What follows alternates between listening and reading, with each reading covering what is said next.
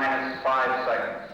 4, 3, 2, 1, 0. If the 1930s was the golden age of horror films, the 1950s is the golden age of science fiction films and literature. Big studios and independent producers were all jumping on the alien spaceship and grabbing up film rights to popular sci-fi novels. Hollywood, like the rest of America, became obsessed with the space race, flying saucers, and the horrors of radiation. Destination Moon, based upon the novel Rocket Ship Galileo by Robert Heinlein, was released in 1950. 3, 2, fire. 1951 in particular basically just kind of set the template for what sci-fi horror was going to be. We had 1950, we had Destination Moon and Rocket Ship XM, which basically concerned themselves with getting to, get man in space.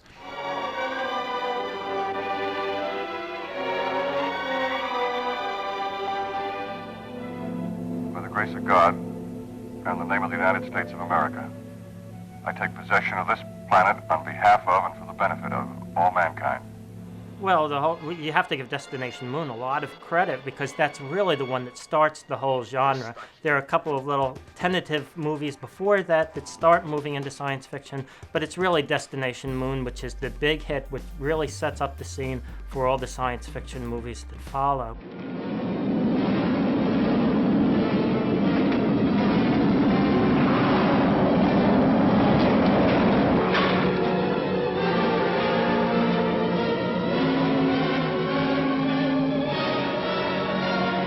Take more heat.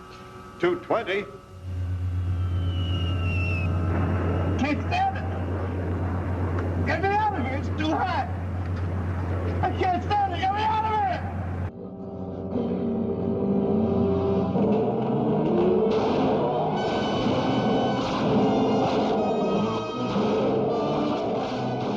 here. The stories were rather creative. The aliens were fun. But they were, for want of a better term, cheesy. The new prosperity following the war enabled consumers to be the first on their block to own a television set. TV soon replaced radio as the favorite entertainment of the masses, and by the middle of the 1950s, almost every household had a set in their living room. One of the programs kids were watching was Saturday morning Space Patrol, starring Ed Kemmer as Commander Buzz Corey. Space Patrol debuted in 1950 and remained on Saturday mornings until 1955, and was also broadcast twice a week on the radio during that time. The show was created by World War II veteran combat pilot Mike Moser. He wanted Space Patrol to enthrall kids the same way Buck Rogers and Flash Gordon influenced him as a child.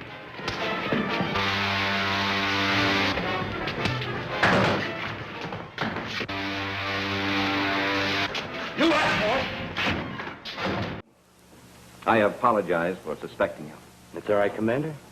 Like I said, I understand. Your hand's like ice. It is rather chilly in here. I hadn't noticed it. You hadn't? No. And I don't think any other human would either. What do you mean? You know what I mean. You removed your insulator after you called me, just in case I would suspect you. All right, so I'm annoyed. Now talk. Where's Cadet Hat? You'll never find that from me, you stupid human. Why don't you use your phonograph on me, wise guy? I'll take that tunic. All right, take it. Well, I did my first acting in kind of an unusual place. I was a fighter pilot in World War II and was shot down on my 47th mission and ended up in a British compound in the largest officers' Stalag Luft 3. And the British, were about 2,500 British there, and officers, and ended up about 500 Americans in there too. And the British had built a theater, some of them been there for 4 years. And they put on all sorts of things, and they had an orchestra, which I joined right away. They needed a bass man, I could play bass. So then they wanted to put on an all-American production. So we did Front Page, and I played Hildy Johnson, never acted before. and got a big kick out of it. I kind of enjoyed it. So when I got back after the war and got back with a GI Bill to Pasadena Playhouse and came right out of there, right into Space Patrol. The following year, the independent The Man from Planet X was released. The film, directed by cult director Edgar Ulmer and starring Robert Clark, was filmed in just 6 days on the leftover sets from We got a Screen Actors Guild minimum, was $175 a week. To give you an idea of how things have changed for the better, Screen Actors Guild minimum per day is now $525 a day. So they got us cheap, Bill. I got some overtime, and I think just saw the picture, and we were overpaid. You're able to communicate with it. Everything starts with a script, and I don't know if Wisberg and Pollexford are still alive, but they shouldn't be. Really,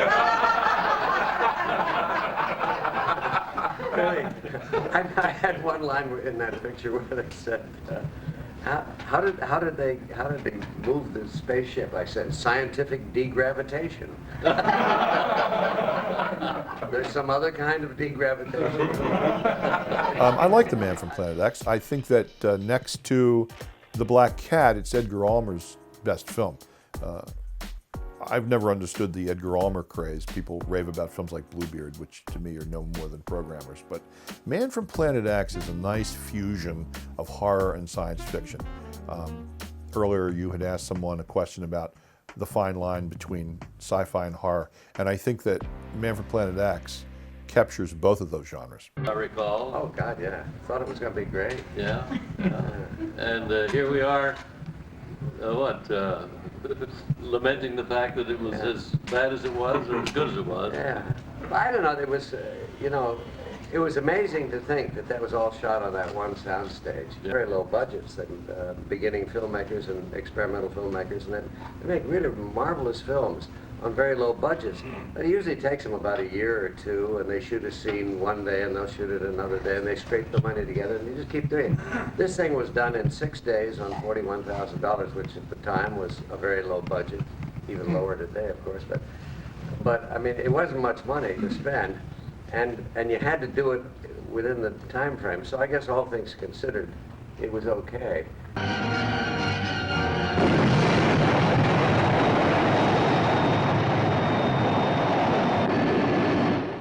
Voyages to the outer universe a reality. Satellite space stations in operation for landing and refueling. Apparently we have some deadly neighbors in outer space. Captain, it's heading toward us. And now the story of the fantastic adventure that befalls mankind's most daring crew of space explorers. Not a sound. Not even the hum of an insect. Is this a dead planet? Landing on an unknown planet, they are captured by long-limbed beauties. When they say, "Take me to your leader," and they take them to a creature like this, you know they're on planet Venus. And the queen of outer space is Zsa Zsa Gabor. I also noticed in the 1950s science fiction films reliance upon storylines that had to do with a bunch of guys who were astronauts, or a bunch of guys who were travelers in another dimension, or maybe a bunch of guys who were going underneath the earth to be explorers, finding an enclave of beautiful girls or women who were living in their own society and making it pretty nice. We see this in a number of films. I'm thinking of Catwomen of the Moon, Queen of Outer Space, and of course then there was the film made in Britain, which was entitled Devil Girl from Mars. Gee, you're just like the Black Spider.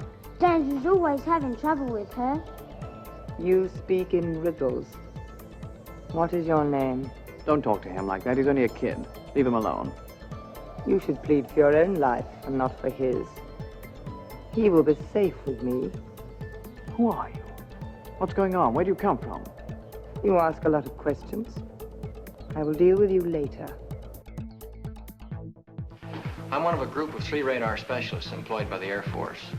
Reports of radar contacts of unidentified objects are sent in to us from all over the world for analysis. How long have you been in Air Force intelligence? 2 years. Ever come across any cases you couldn't solve? We have unsolved cases, yes. Cases where good solid blips appeared and no known objects in the area. Then, too, we have cases of fantastic speed. Exactly what do you mean by fantastic speed? I mean speeds greater than any achieved by man. How much greater? Thousands of miles per hour. Thousands of miles. What's your idea of what they are? All I can say is unknown. For the past 3 years, a large number of perfectly sane and reliable people have been involved in this flying saucer business. Even those of us who have never seen one have become involved. We read about them, talk about them, wonder about these reports of strange phenomena in the skies. Good evening, ladies and gentlemen. Many have seen them, millions have heard about them. It's the biggest who's it, what's it story of the year, the flying saucers. Sister 127, go ahead. Yes, sir. I don't know what it was, but it just overflew like a couple of 100 feet above us. It was I don't know if it was a rocket or whatever, but incredibly fast, opposite direction. Interestingly, I've done a lot of investigative reporting over the years, and I spent some time with UFO people, but also with Air Force intelligence and Defense Intelligence Agency people, CIA, and tried to figure out what they know. And one thing a lot of them keep saying is they don't know themselves. And so they keep tabs on the UFO community, I think, to find out if they're learning things that the government isn't learning. I've had a number of Air Force people, very senior people say, you know, there are UFOs. There are unidentified things in the sky. And the frightening thing is we don't know what they are either.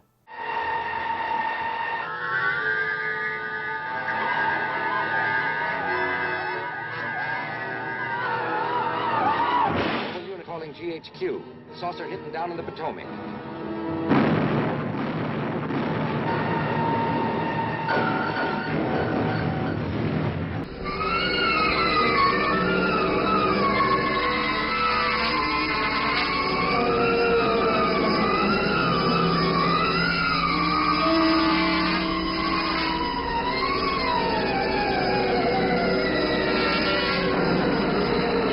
Ladies and gentlemen, this is Drew Pearson. We bring you this special radio television broadcast in order to give you the very latest information on an amazing phenomenon, the arrival of a space ship in Washington. The Army has taken every precaution to meet any emergency which may develop. Just a minute, ladies and gentlemen, I think something is happening. That same year, Robert Wise's The Day the Earth Stood Still was released. The film was based on the Harry Bates short story, Farewell to the Master, which appeared in Astounding Science Fiction magazine. With The Day the Earth Stood Still, we had an alien, somebody, the other, coming to us and giving us a warning of the apocalypse to come, and saying that they would execute that apocalypse if need be. And it's a credit to director Robert Wise that he made maybe the first adult science fiction film of our modern era. The film was shot on the backlots of 20th Century Fox, but background plates were shot in Washington, D.C. for use in the film. The original, The Day the Earth Stood Still, remains a revered and respected film classic and is on the AFI's top 10 list of the greatest science fiction films ever made. All vehicles close in. Let's go.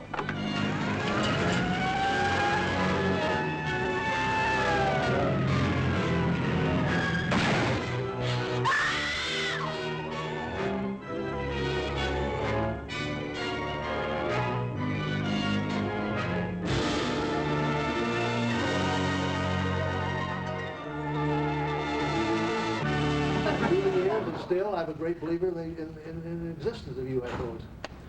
I think for us to think they were the only possible intelligences in this whole universe and universes beyond is just the greatest ego trip in the world.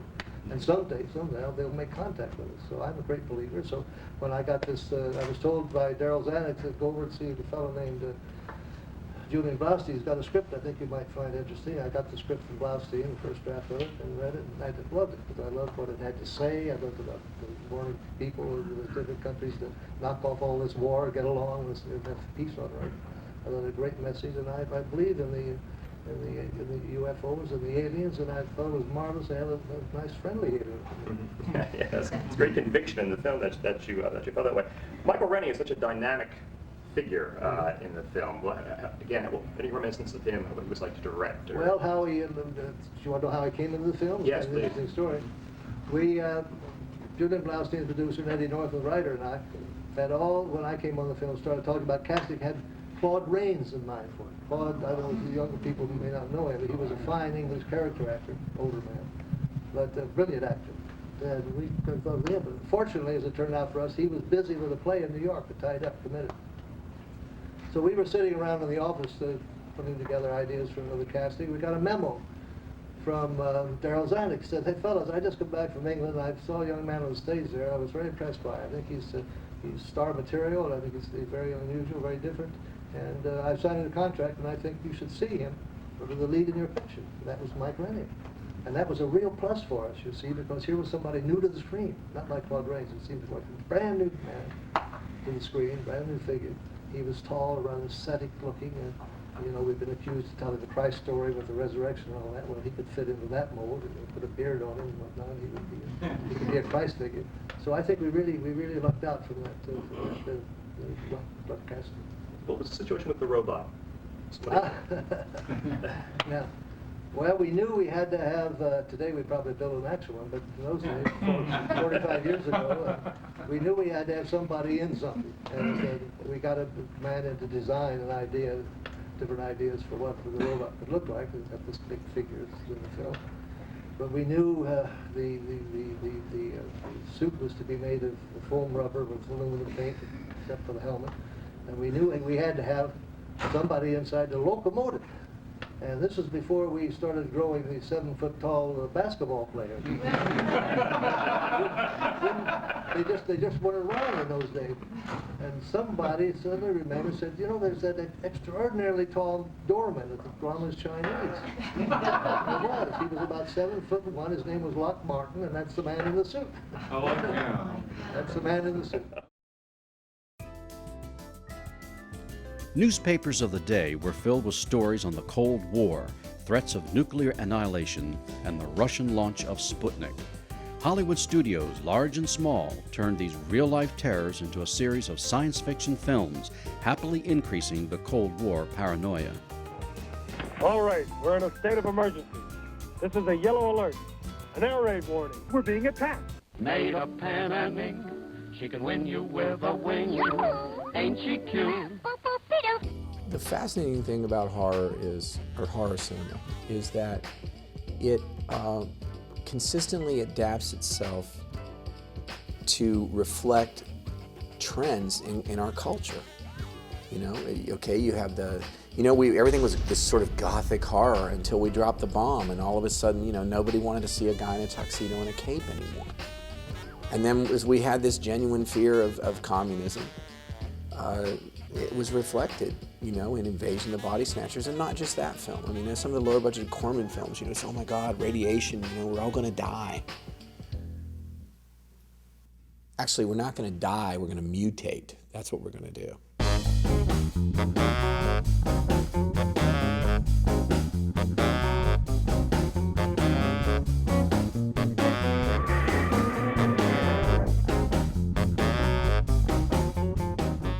Those creative entrepreneurs over at American International Pictures, Samuel Z. Arkoff and Roger Corman, hopped the A-train with The Day the World Ended, which featured the atomic horrors of mutation as a nuclear war turns Lori Nelson's fiancé into a lumbering monster.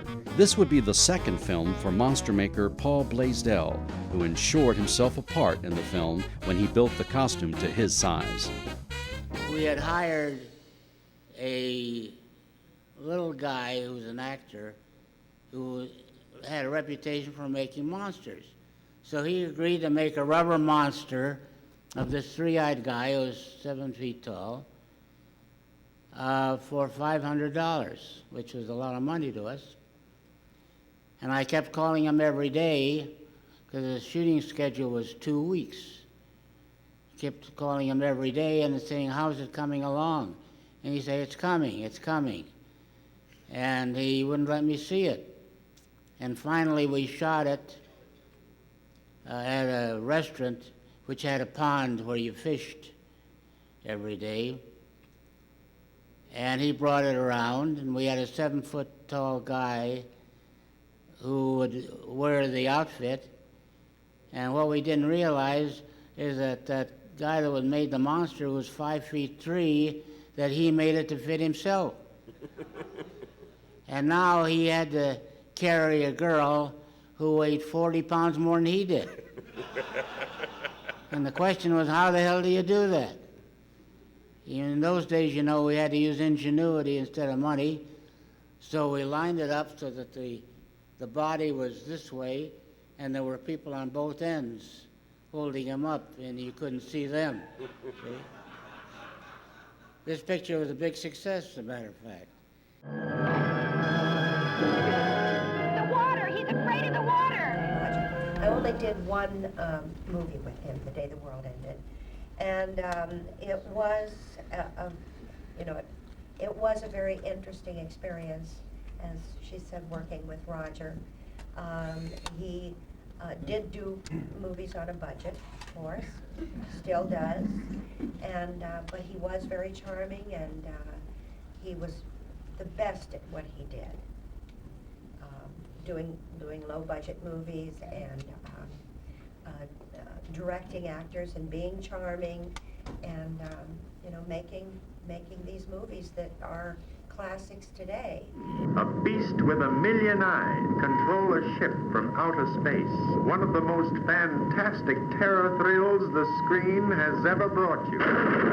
See the beast with a million eyes. Feel the heart-stopping strength of the most fearful monster ever known. You think you're gonna make a slave of the world? I'll see you in hell first! It conquered the world.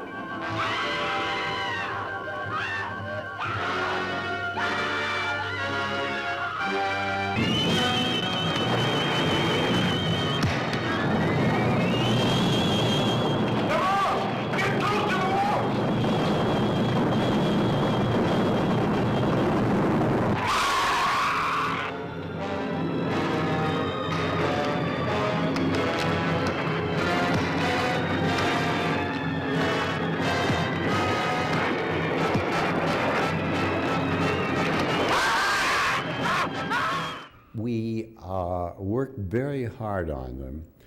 They were generally done on 10-day schedules of budgets of anywhere from, well, a little less than 10 days for $30,000 and $40,000 films, up to $70,000 or $80,000 films. And the special effects by today's standards really aren't there.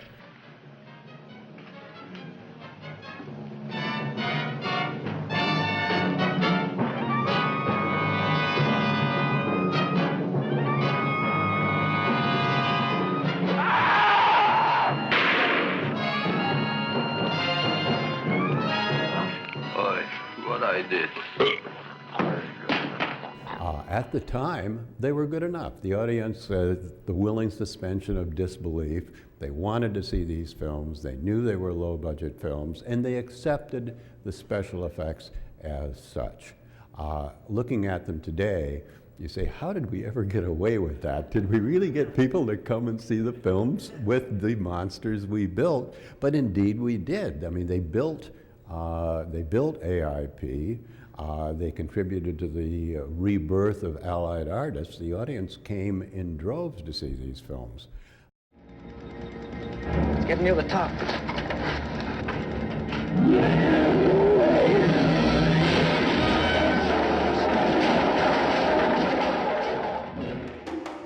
April 6, 1951, RKO premiered The Thing from Another World, directed by Howard Hawks, and based on the John W. Campbell story, Who Goes There? Today, The Thing is considered one of the greatest science fiction films ever made. Saw it as a kid and scared me to death. And I'm a fan of the film. I like the film. I think that it's, again, a nice fusion of science fiction and horror. You know, it's a science fiction film, but it does have the monster and people trapped in a confined space with this creature. And I think it works as a sci-fi film and as a horror film. There are two films that come to mind that are big message pictures that I think were quite intentional. First, of course, was Thing from Another World, which was very pro-military. The Thing basically represents communism in the form of Frankenstein in a flight suit, basically. What's so impressive about The Thing, the original Thing, it's one of the things that I love about the British live TV version of Quatermass in the Pit or something. It just is, it's pure cinema, it's pure storytelling. It is the original self-contained horror movie. You know, one location, you're trapped in there, and it just lets the tension build, and it does it brilliantly. That thing's alive, sir. I saw it, I shot at it, I hit it, I know it. Nothing happened, it just kept coming at me, making a noise like a cat mewing. Captain, it was awful. If you could have seen those hands and those eyes. Captain, you've got to do something about it, you've got. My favorite monster from the 50s would have to be Thing from Another World. I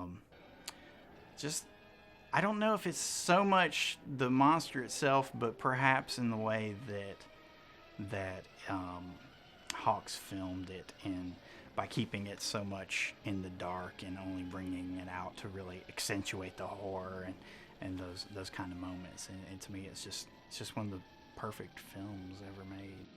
Are there any newsmen there who can hear me? Over. Place is full up. Over. All right, fellas, here's your story. North Pole, November 3rd. Ned Scott reporting. One of the world's greatest battles was fought and won today by the human race. Here at the top of the world, a handful of American soldiers and civilians met the first invasion from another planet. We have the alien other coming in and seeking to destroy us one by one, seeking to annihilate us as a race. And it ends with that great, the classic Keep Watching the Skies, which, talks about the unknown, but it's also referring specifically, to the communist threat, to what could be over there on the other side. I bring you a warning. Every one of you listening to my voice, tell the world. Tell this to everybody wherever they are. Watch the skies, everywhere. Keep looking. Keep watching the skies.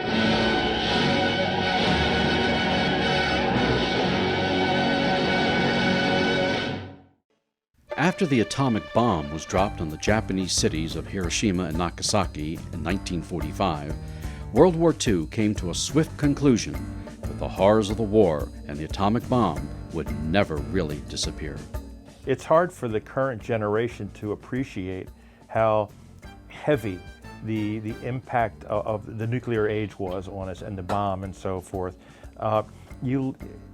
Japan, I mean, obviously the Japanese, they got hit with it. Look what it did to their art. Godzilla. All those movies that came out of Japan were all because of a nuclear weapon.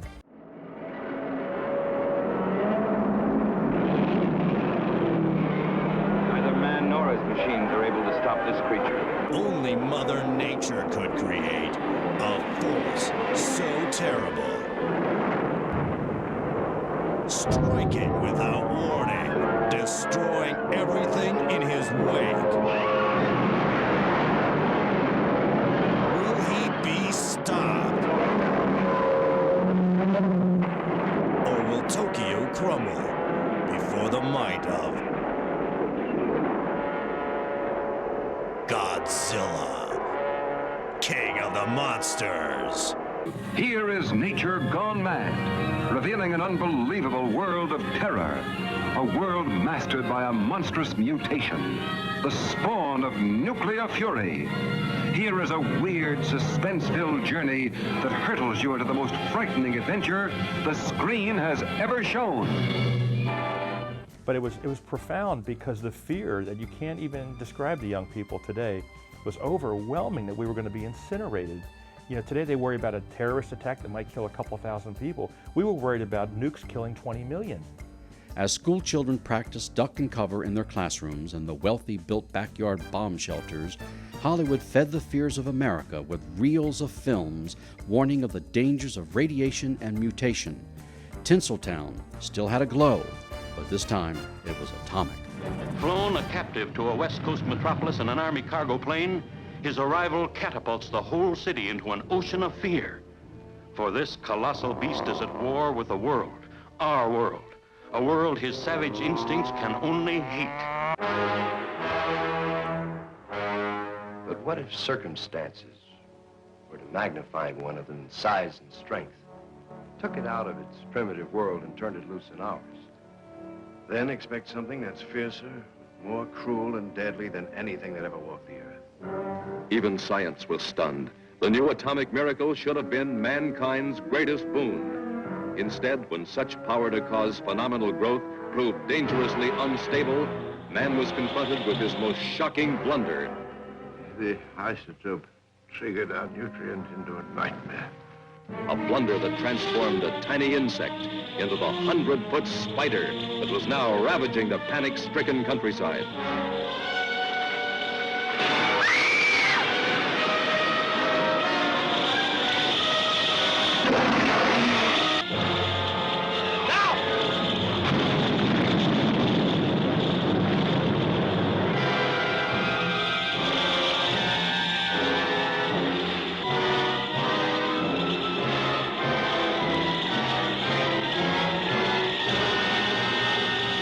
Well, you got your Attack of the Giant Leeches, which is basically, you know, it's poor actors wrapped up in these silly banana peel, you know, skins flopping around and trying to be menacing.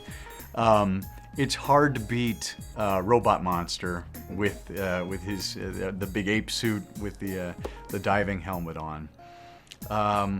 Boy, I don't remember when the Giant Claw came out, but that's a real winner. Mitch.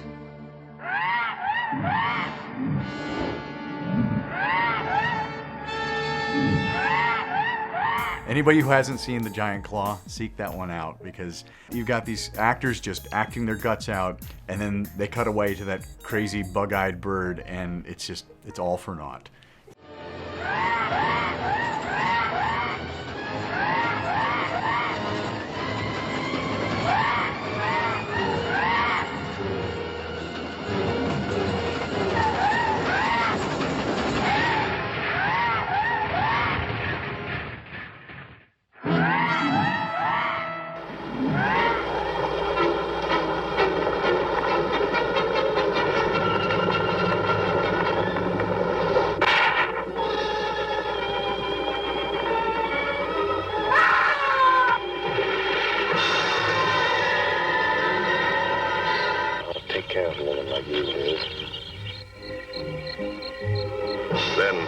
Out of the swamp's depths, again appears horrifying, mysterious creatures, thirsting for lovers' blood.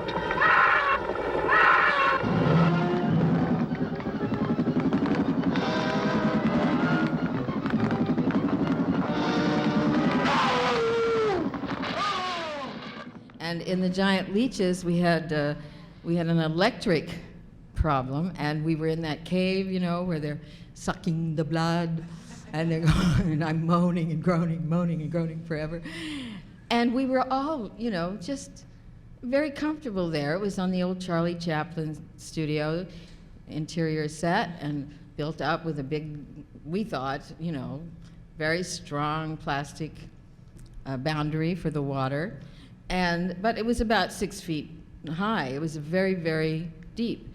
And so we were up in the cave shooting. And suddenly, I don't know what made me, because I was almost, you know, not asleep, but I was pretending, you know, that I was dying. So I wasn't watching the camera, that's for sure. And so I was out in this kind of thing, and suddenly something caught my attention, and it was the cameraman whirling and a rush, and the water was going, it broke the plastic thing that was holding it, and the whole set was covered. I mean, like a river rush, or, you know, like something like that, so fast.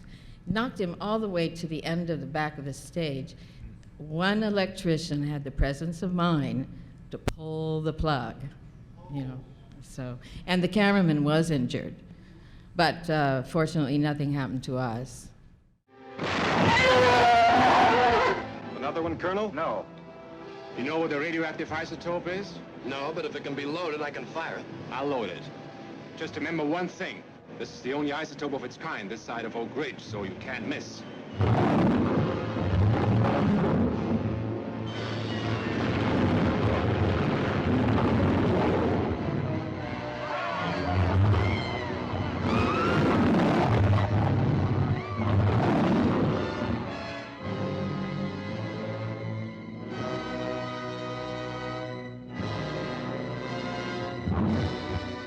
was during the 1950s that the protege of King Kong creator Willis O'Brien began to make a name for himself.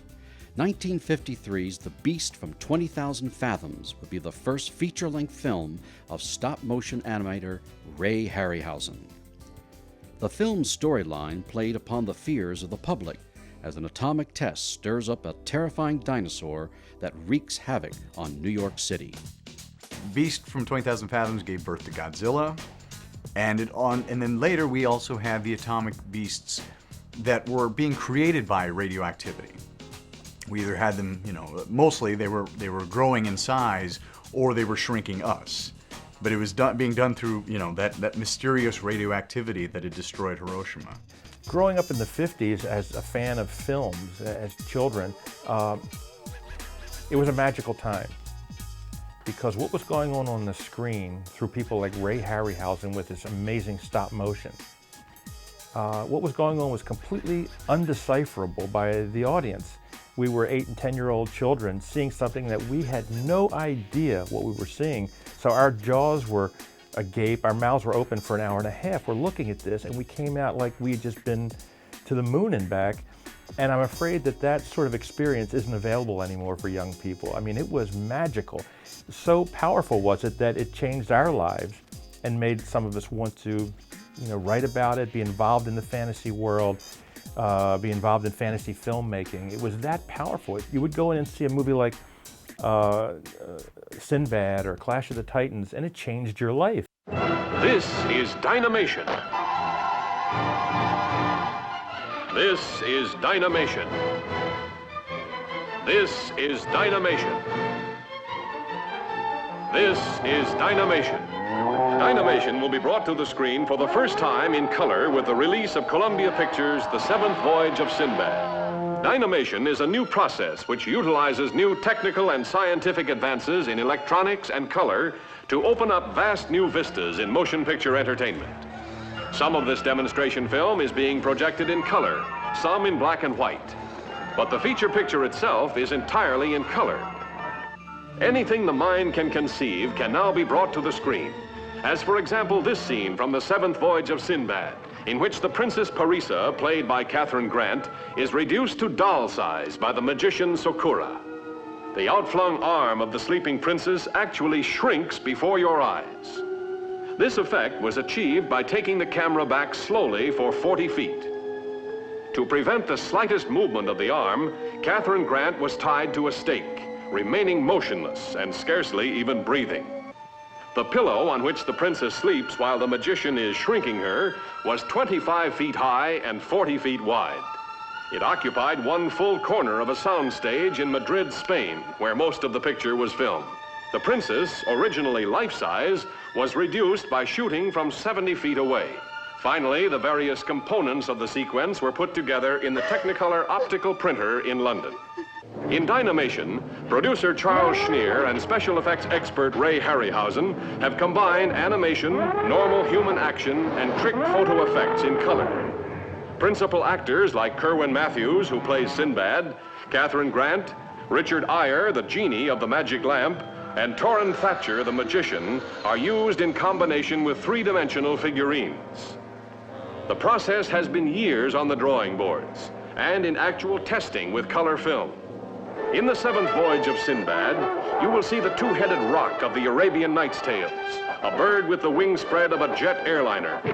You will see it attack a shipload of sailors and carry Sinbad away in its talons. You will see a fight to a finish between a 50-foot Cyclops and a 100-foot dragon. You will see an astonishing sword fight between Sinbad and a skeleton which comes to life at the magician's bidding. Every movement in this sequence was carefully plotted in advance, with precise markings for Sinbad and for insertion of the skeleton. Matthews, playing Sinbad, was coached by Italian Olympic fencing coach Enzo Greco in endless rehearsals, during which the fencing master stood in for the skeleton. Later, the actor had to pantomime his every move without his opponent. Then the skeleton was inserted via Dynamation to match the movements of the fencing instructor.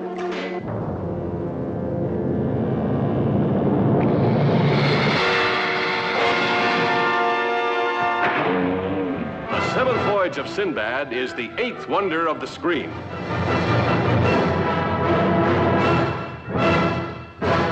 Stay in your homes, I repeat.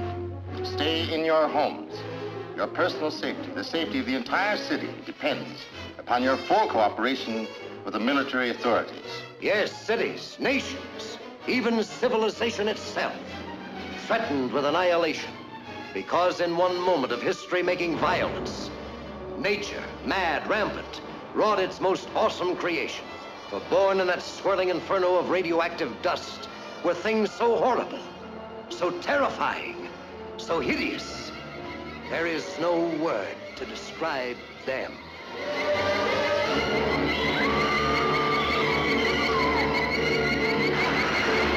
We may be witnesses to a biblical prophecy come true, and there shall be destruction and darkness come up in creation, and the beast shall reign over the earth. Said, oh yeah, I was influenced by it, but there's no way he wasn't. I'm sure, being the student of cinema that he is, he was absolutely captivated by that film. They're gonna hit us!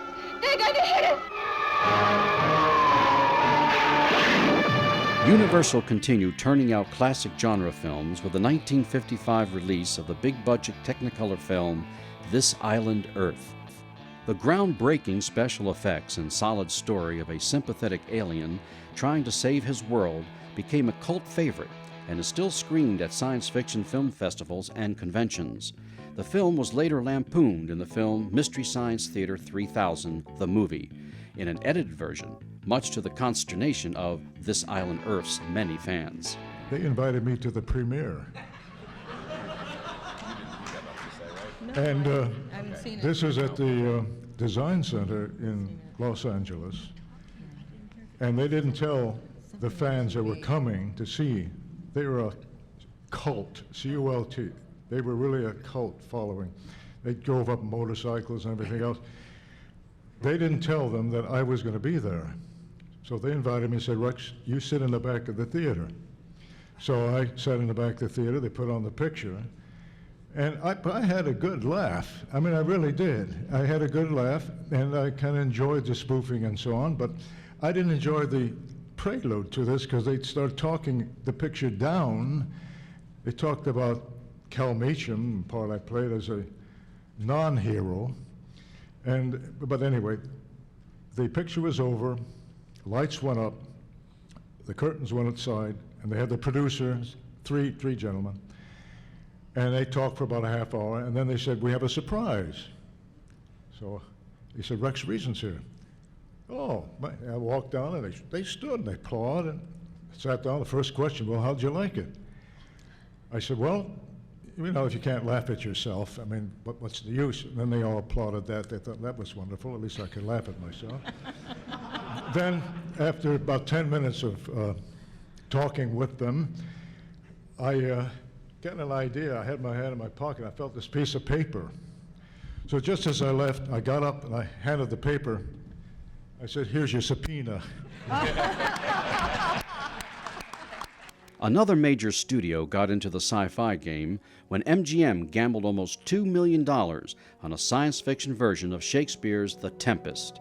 Their gamble paid off when Forbidden Planet debuted in 1956 to critical praise and box office success. Veteran actor Walter Pidgeon headed the cast. I started as a kid in New York. I started when I was 5.5 with modeling, and I went into NBC radio children's programming when I was 7.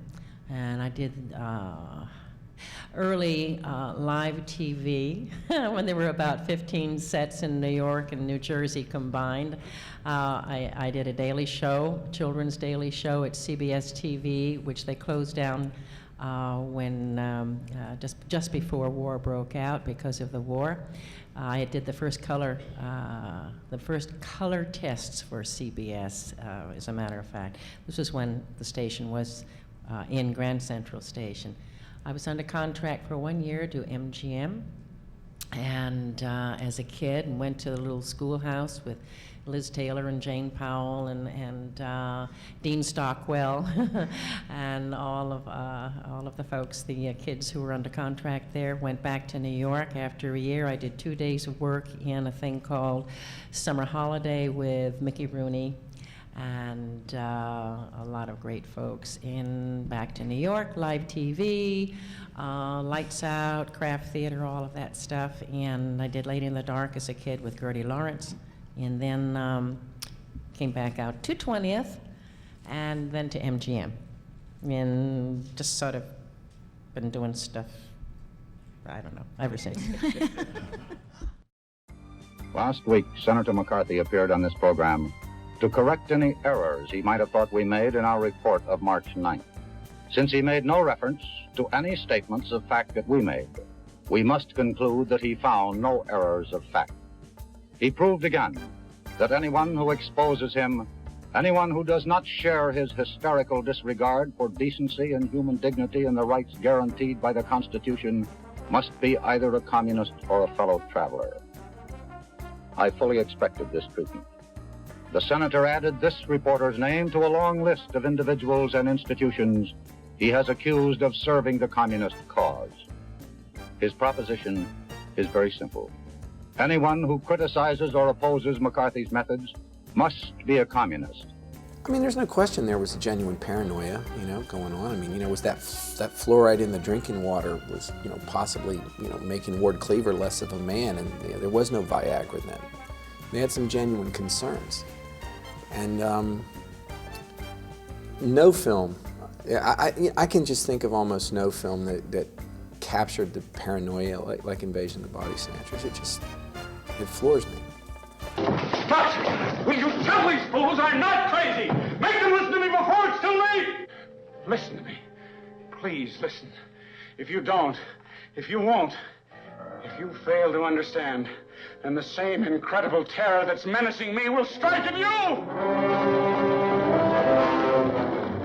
It's interesting, a lot of people think that the world of science fiction and horror is otherworldly and not connected to the real world in which we live. But if you look at it carefully, it's very connected. In fact, horror and sci-fi is inspired by real world events. So at the time these films were happening, it wasn't about aliens. Yes, it was about aliens, but for those that wanted to look at it, you could also see there was this fear that everyone had of spies being around every corner, of communists being everywhere. There was a fear during the 1950s, of course, of communism, which was perceived as something that would make everybody have to live the same way or the way somebody wanted you to live and conform and become part of a greater hive mentality. Oh God, you can't get more anti-communist Red Scare film than that, because they're basically not only taking your bodies, but they're taking away your souls. And worse, they're doing it while you sleep. We can't make it without sleep. Yes, we can.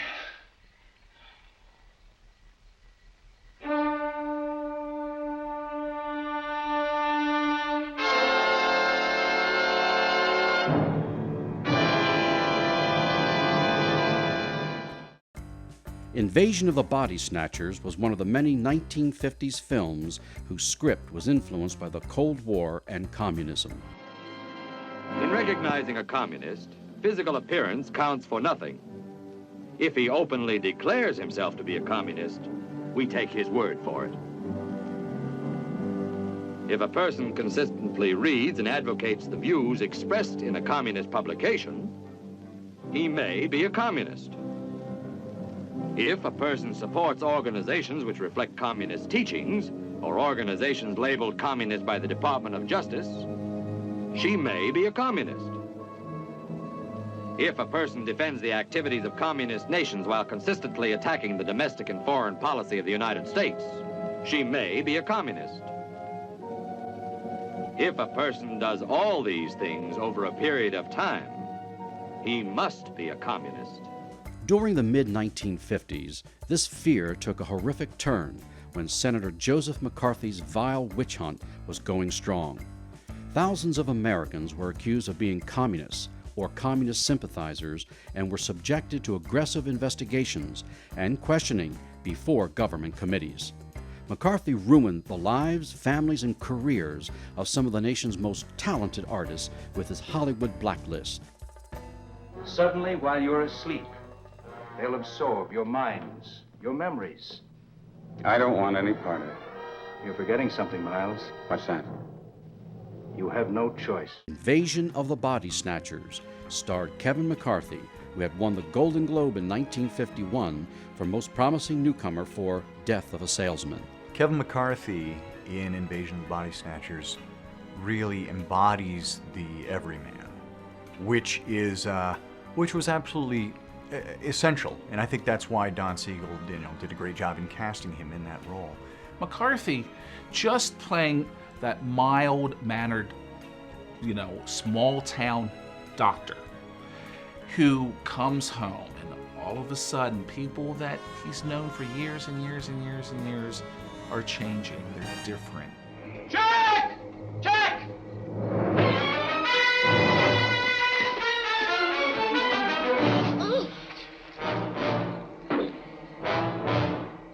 They're like huge seed pods. This must be the way that body in my closet was formed.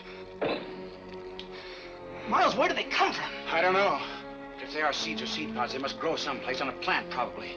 And somebody or something wants this duplication to take place. But when they're finished, what happens to our bodies? I don't know.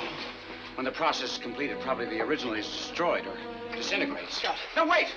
Sorry, but I take a dim view of watching my own destruction take place. There isn't any danger until they're completely formed. We learned that last night at your house. Your blank didn't change right away. Not until you fell asleep. Miles, when the change does take place, do you suppose there's any difference? There must be. I don't think we were thinking so specifically about the best of this or the best of that, or that it was a sci-fi film, or that it was in a class by itself or anything. We were doing work. We were working hard, and it was an intriguing version of the novel. It isn't quite the same as the novel, of course, but in a certain streamlined way, the elements are there, even though some of the special effects that are written about in the novel couldn't have been done in those days. But nonetheless, we certainly got to your imagination so that you felt what I was feeling, what Donna Winter, Becky was feeling, and it was work. I'd worked for the director, Don Siegel, who was responsible, I think, for the success of the film.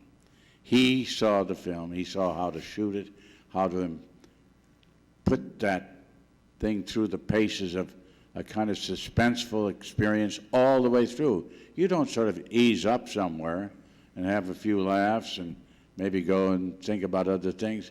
It goes from front to back without stop, it seems to me. Mm-hmm. Would you agree? I agree. Thank you. You better.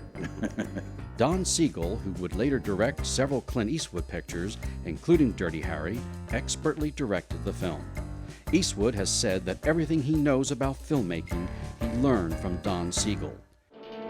Invasion of the Body Snatchers, like the Val Lewton films of the 1940s, did not need to rely on special effects to create edge-of-your-seat drama. Dramatic lighting and camera angles emphasized the tension and terror of the town being taken over by aliens. They dug a hole, enough of a hole there, and we've got some stills upstairs on the table at which I'm signing photographs that show Don Siegel bent over this excavation in the hole just beside the boards before they laid the boards on top of us. And down there is the guy with the camera. You can see him. There's just enough room for the camera, an assistant, and Donna Winter and myself. They put the boards over, and there we were, the four of us under there. That's just how big it was. There wasn't any room, and it was quite an ingenious shot at top, and I still think so.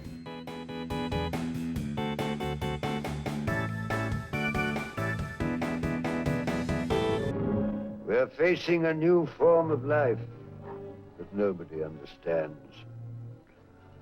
I believe it feeds on the radiation from your atomic plants, and that it's evil. We've got to stop them. There's only one way: shut down your atomic plant. If I can get through, I can blow up the control room.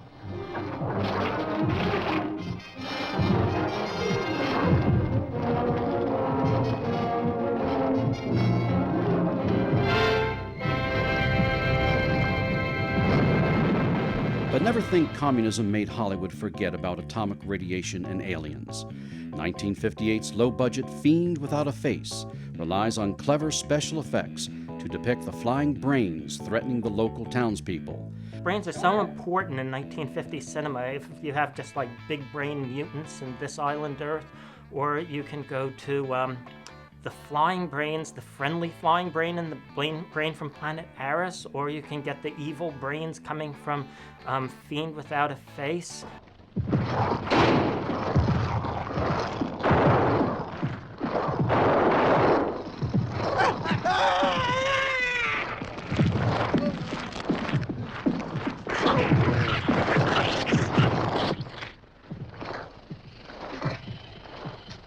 That was a brave man.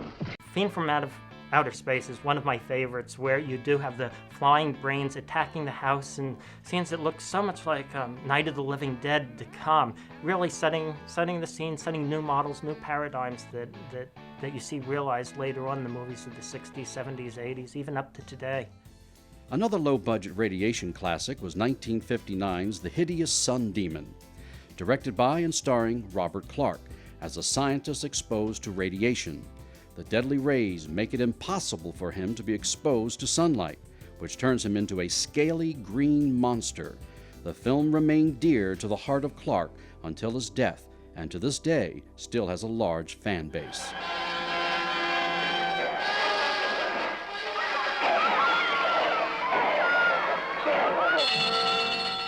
The thing that went wrong in the secret atomic laboratory afflicted him with the most hideous curse ever visited on man, forcing him to cower in the darkness like a hunted animal.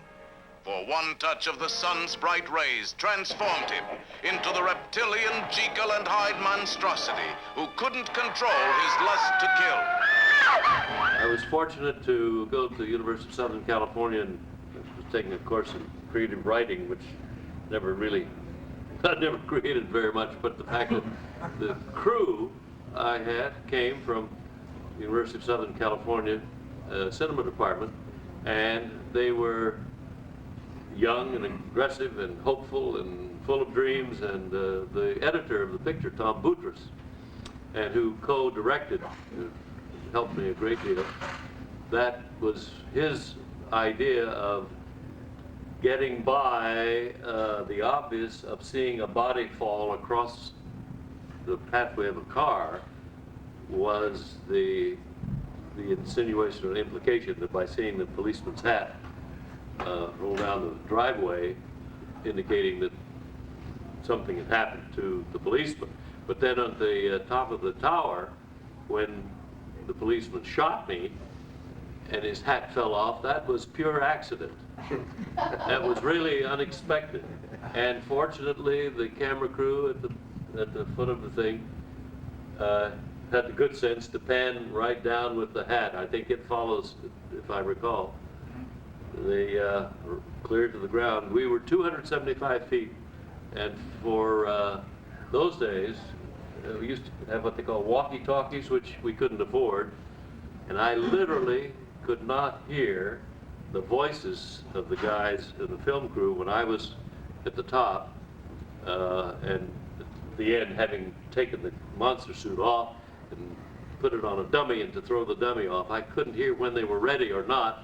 In a time or two, I threw it off, and it was like that story, ready when you are, CB, but they weren't ready. Down it came, I went down and said, did you get it, did you get it? We weren't ready.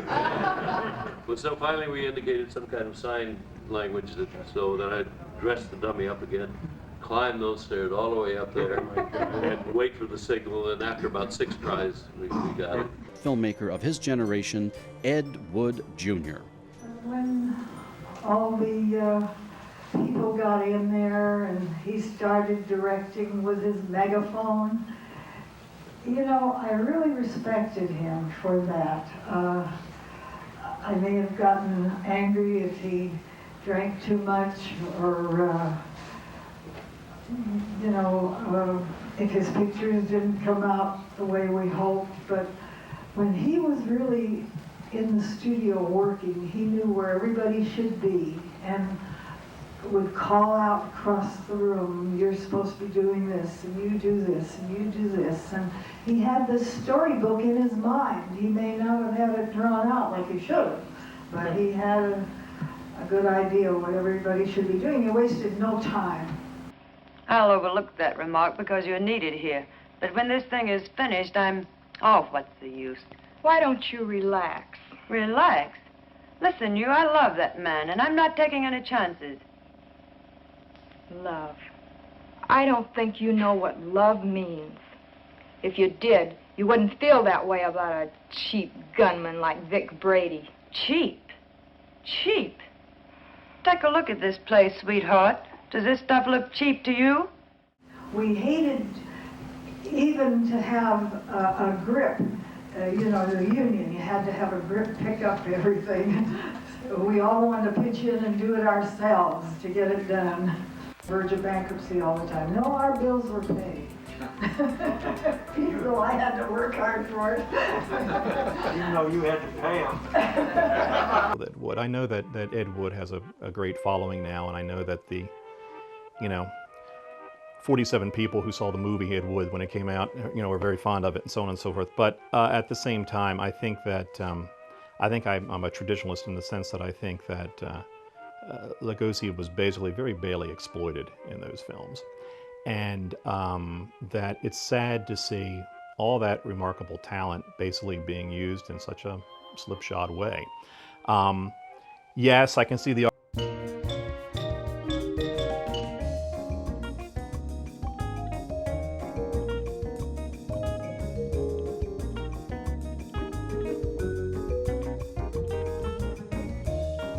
In 1958, a mini-revolution occurred when famous Monsters of Filmland #1 appeared on magazine shelves across the USA.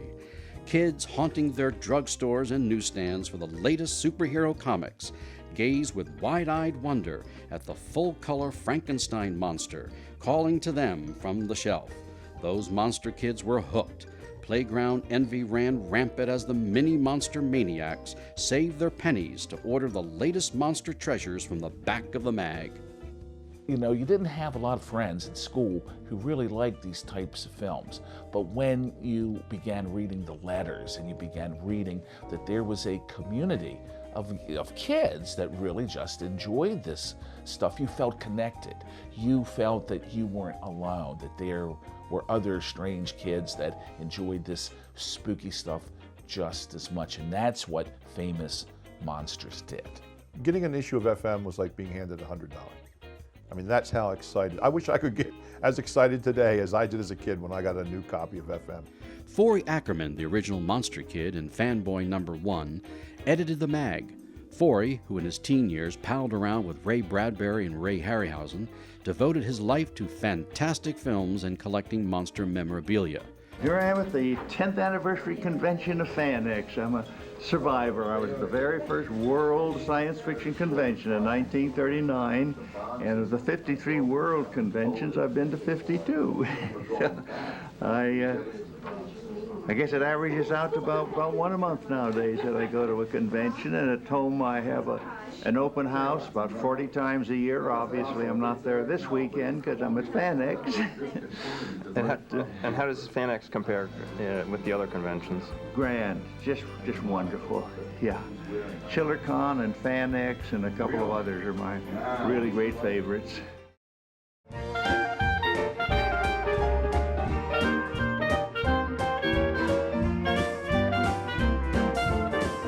In the mid-1930s, American ingenuity and their love affair with the automobile inevitably led to the first drive-in theater.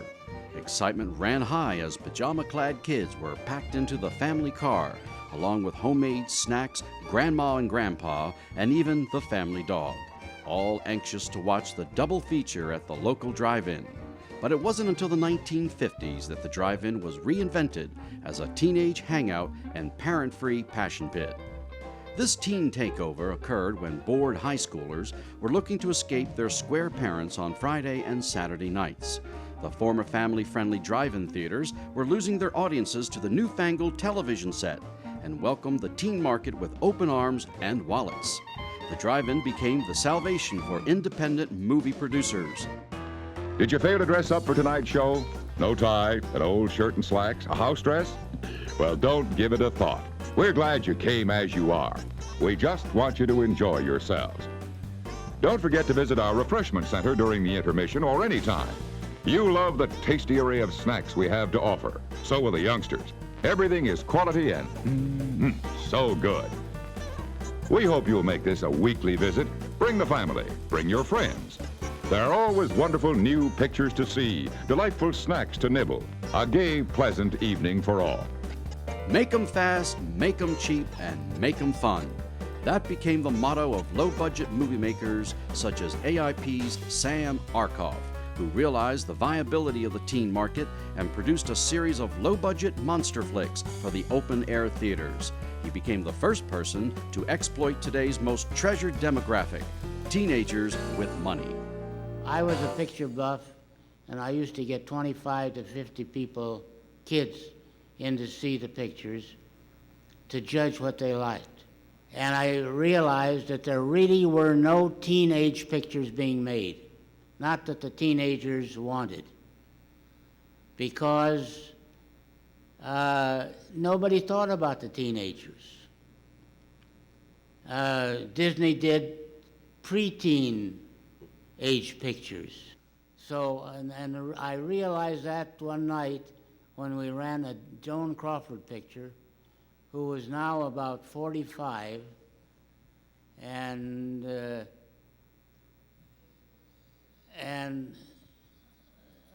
about 50 people, maybe half of them girls, said, "My God, she must be older than my mother." And she's playing a teenager. And it gave me the clue to what made the whole difference between being a second feature maker and a top feature maker. And that was get teenagers into pictures and get the teenagers to come. Teenage pictures hadn't been made for teenagers.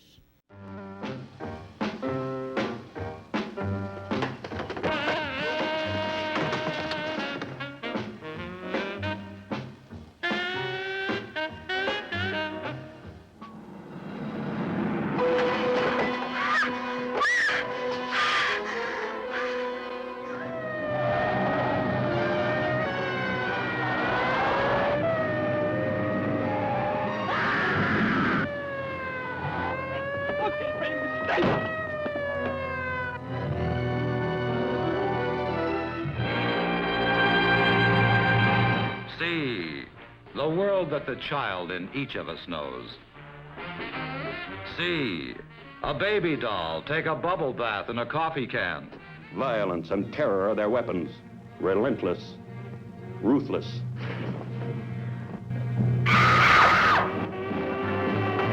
But nothing sends the cats like the presence of out-of-this-world horror.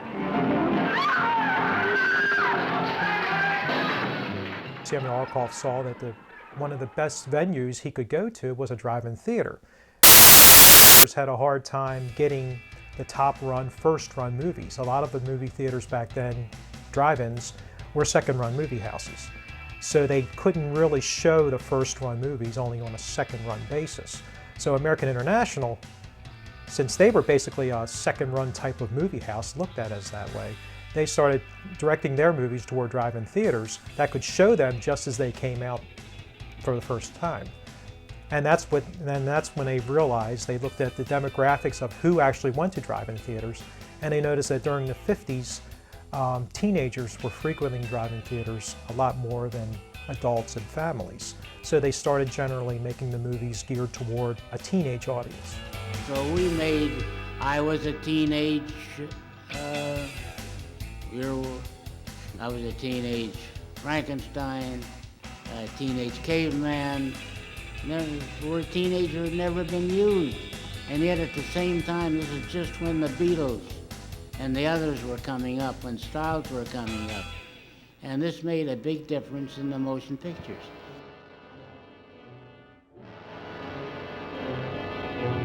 Are all the men gathered? All the fools.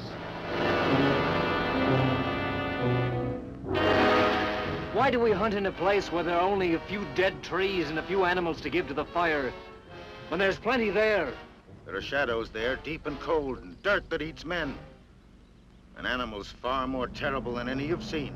Remember how wonderful it was when you sprang suddenly, dug in with your fangs, a soft throat, the gush of warm blood? No! No! Nothing you've ever seen has such blood-chilling savagery. Nothing you've ever conceived packs such a spine-tingling jolt.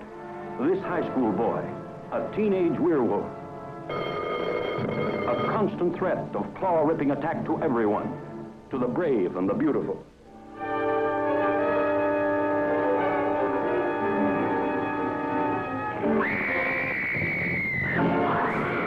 AIP and Roger Corman managed to fill those drive-in screens with lurid monsters, nubile young girls, and buff all-American heroes.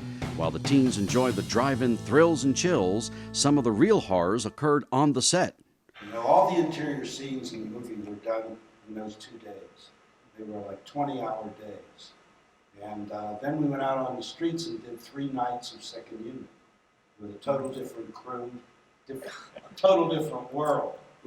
And it was insane. We were shooting actually on Skid Row using real bums as we were paying these bums 10 cents a walkthrough, you know, to walk through the scene. And they'd want their dime as soon as they walked through. They had a guy standing there giving them a dime.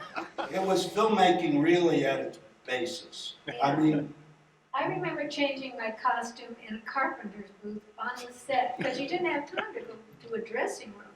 So you just like ran to the booth, threw on your other dress, and ran to the other set that was pre-lit. It was all ready. There was no hanging around in this picture. Mr. Krelboy, the sun is going down now, and you do think those buds are going to open? I hope so. Because if they don't, Mr. Krelboy, we shall just have to present the award at another time. Oh, it's starting to open. Isn't that smart? Oh, look, the first bud is open.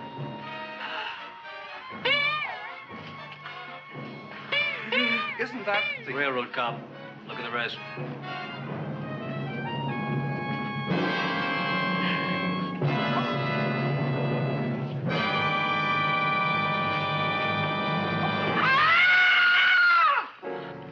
What do you think, Frank? They're all there, Joe. Yes, you're right. Mr. Crowboy, how do you explain this? I didn't mean it. I didn't mean it. That's right, officer. He didn't mean to kill them. My good friend, Roger Corman, he and I made about 30 pictures together. One thing is that for an infant company with very little money, Roger was a godsend. Because he couldn't tolerate the waste of a single dollar. Roger had cheap jeans, thank God. Thank God. I used to remember that when he would go off on a picture, and we'd see the rushes a few days later, and I would have to call him. I'd say, Roger, the stuff looks good, but for God's sakes, extras are cheap. Put extras in the background. And I thought, oh, great, we're going to have a great film. You know, we're going to have big-time stuff here. CinemaScope and Technicolor. He was still doing the same thing. Move the camera, get the actors in, get the hell out of the way. Move the camera, move the camera. It was all about move the camera and the camera angle. And the rest, whatever we did, was just whatever we did. You know, he didn't direct, he doesn't direct. He did not at that time direct. You know, maybe he does now. But it was just fast, get it fast before anybody catches us, which was a lot of it before the movie. Get in here and we'll get this shot and we'll get on to the next place, which is across town, and we'll go in fast cars. Let's just. Everybody was doing all the script, all the crew were all doing things that they should not have been doing for union purposes. You know, back before they were all doing extra stuff. Because there were like 5 crew and there should have been 15 or 20. But it was wonderful. I'm not sorry I did it. I was scared to death I was going to get killed 2 or 3 times. You know, there was one time I will never forget in Last Woman where we had to go into the water and we had on these very heavy tanks. We had on these awful tanks and he wouldn't get the oxygen out of them because it would cost money to put the oxygen back in again. So we had like these 70-pound tanks that we're dealing with. Well, I don't swim. I got in the water and this thing started to pull me back, you know, and I looked up at the crew, this Puerto Rican guy standing there, and I said, throw me a rope. Throw me a rope. So they did, both ends.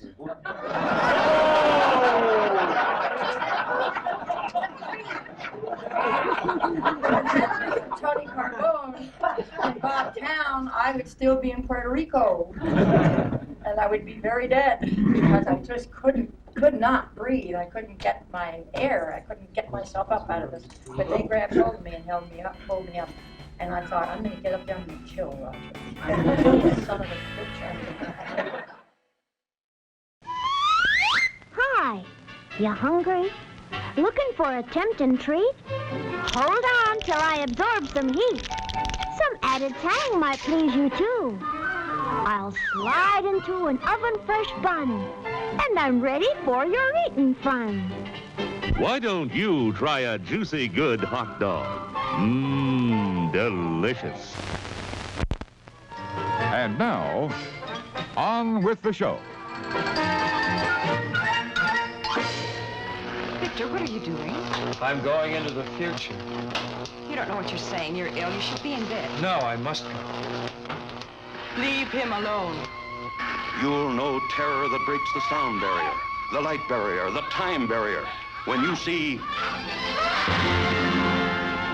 terror from the year 5000.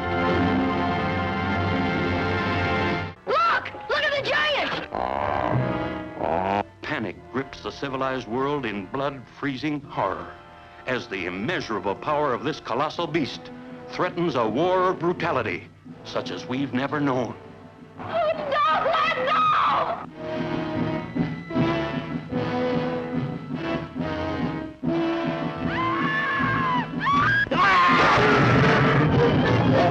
A heart-stopping experience that defies man's imagination, that shrinks every woman's skin with the tension of terrifying withdrawal, as if 1,000 spiders were taking possession of her body. You'll never believe it until you see it. You'll never forget the touch of the spider. What horror really is the recreation of childhood fears. The little kid is afraid of the dark, he's afraid of the lightning, he's afraid of the thunder, he's afraid of the monsters under the bed. The parents tell him there's nothing there to be afraid of, and he says yes, but he knows damn well there's plenty to be afraid of. But he represses this, at least according to my theory, which is a sort of a weird interpretation of Freud. I doubt that old Sigmund would go along totally with this, but it's not that far away from his theories.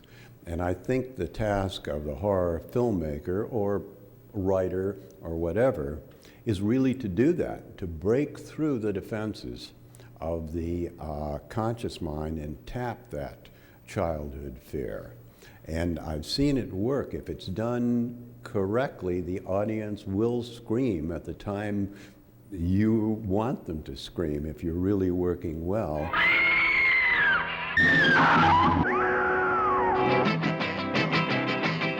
Nothing is greater than the sand serpents out there. Yeah, we're surfing all day and we're swinging all night. Vacation is here, beach party tonight. With the advent of rock and roll, teenage beach party movies were really dug by the hep cats. Today, those beach party movies allow fanboys to catch their favorite cool ghouls that were back in action from the 1940s.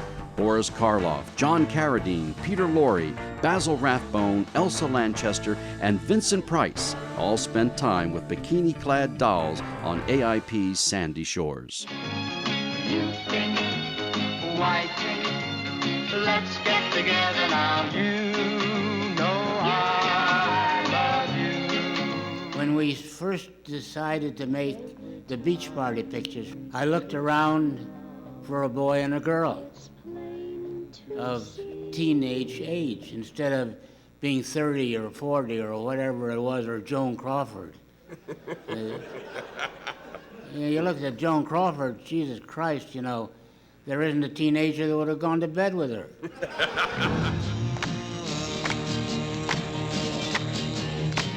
You can have your girls and silly romances now. On a wave is where I'll take my chance now. Make the music pretty, play a happy song. Make the music pretty or I can't go on. Everybody's singing about a broken heart. Don't you know, can't you see it's tearing me apart now?